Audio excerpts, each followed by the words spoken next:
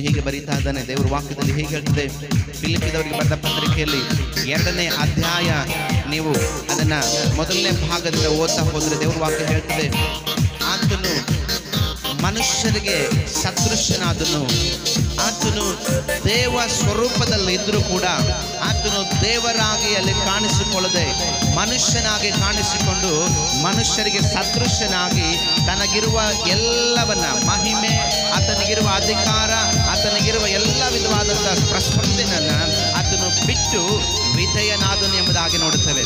ಏನೆಲ್ಲ ಅವಮಾನ, ಎಷ್ಟೇ ಸಂಕಟ, ಎಷ್ಟು ಆತನಿಗೆ ಮುಖಕ್ಕೆ ಉಗಿದರು ಅದನ್ನೆಲ್ಲವನ್ನ ಸಹಿಸಿಕೊಂಡು ನನ್ನ ದೇವರು ಆತನು ಭೂಮಿಗೆ ಬಂದಿದ್ದಾನೆ. ಆಮೆನ್, ಸ್ತೋತ್ರ. ಈಗ ಮನುಷ್ಯರ ಮಧ್ಯದಿ ದೇವಾದಿ ದೇವನು ವಾಸ ಮಾಡುವನು. ಈಗ ಮನುಷ್ಯರ ಮಧ್ಯದಿ ದೇವಾದಿ ದೇವನು ವಾಸ ಮಾಡುವನು. ದೇವ ಸಮಾನನಾದವನೇ ಭೂಮಿಗಿಳಿದು ಬಂದವನೇ. ದೇವ ಸಮಾನನಾದವನೇ ಭೂಮಿಗಿಳಿದು ಬಂದವನೇ. ಅವಮಾನವನ್ನು ನಿಂದೆ ಶಿಕ್ಷೆಯನ್ನು ನೀನು ತಾಳಿದೆ ವಿಧೇಯನಾಗಿ. ಅವಮಾನವನ್ನು ನಿಂದೆ ಶಿಕ್ಷೆಯನ್ನು ನೀನು ತಾಳಿದೆ ವಿಧೇಯನಾಗಿ. ಈಗ ಮನುಷ್ಯರ ಮಧ್ಯದಿ ದೇವಾದಿ ವಾಸ ಮಾಡುವನು. ಈಗ ಮನುಷ್ಯರ ಮಧ್ಯದಿ ದೇವಾದಿ ದೇವನು ವಾಸ ಮಾಡುವನು. Amen, amen, amen, amen. ದೇವರಿಗೆ ಸಮಾನನಾಗಿ ಆತನು ಮನುಷ್ಯನಾಗಿ ಲೋಕಕ್ಕೆ ಬಂದಿದ್ದಾನೆ. ಆತನು ಜೀವಿಸುವ ದಿನಗಳಲ್ಲಿ 100ಕ್ಕೆ 100ರಷ್ಟು ಆತನು ದೇವರಾಗಿದ್ದನು. ಹಾಗೆ ಕಾಲದಲ್ಲಿ ಅದೇ ಸಮಯದಲ್ಲಿ ಆತನು ಮನುಷ್ಯನಾಗಿ ಇದ್ದನೆಂಬುದಾಗಿ ದೇವರ ವಾಕ್ಯದಲ್ಲಿ ನೋಡುತ್ತೇವೆ. ಹಲ್ಲೆಲೂಯಾ.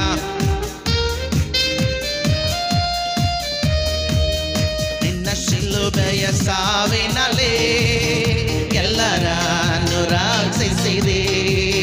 ನಿನ್ನ ಶಿಲುಬೆಯ ಸಾವಿನಲ್ಲಿ ಎಲ್ಲರನ್ನು ರಕ್ಷಿಸಿದೆ.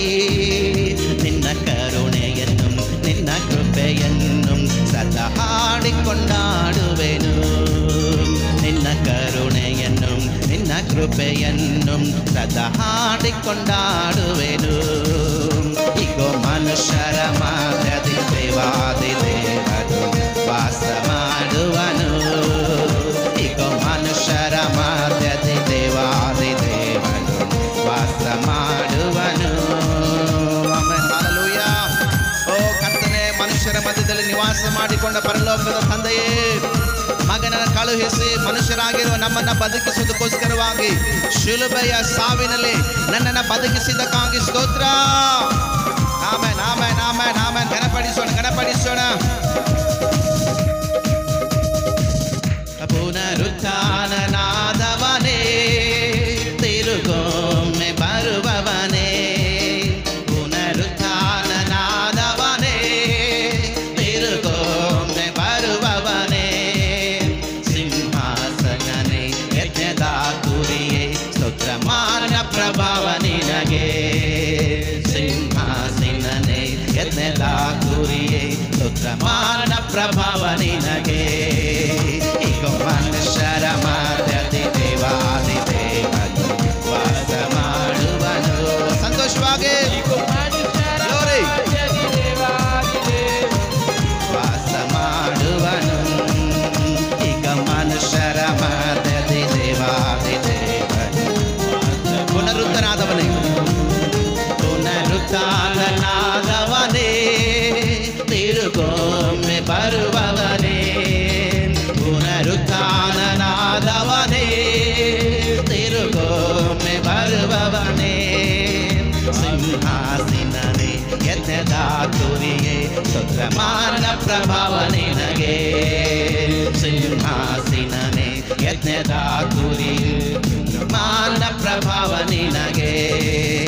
ಈಗ ಮನುಷ್ಯರ ಮಧ್ಯದಿ ದೇವಾದಿ ದೇವನು ವಾಸ ಮಾಡುವನು. ಈಗ ಮನುಷ್ಯರ ಮಧ್ಯದಿ ದೇವಾದಿ ದೇವನು ವಾಸ ಮಾಡುವನು.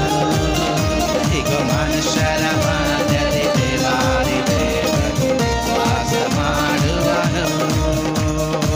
ಹಾಲೆಲೂಯಾ.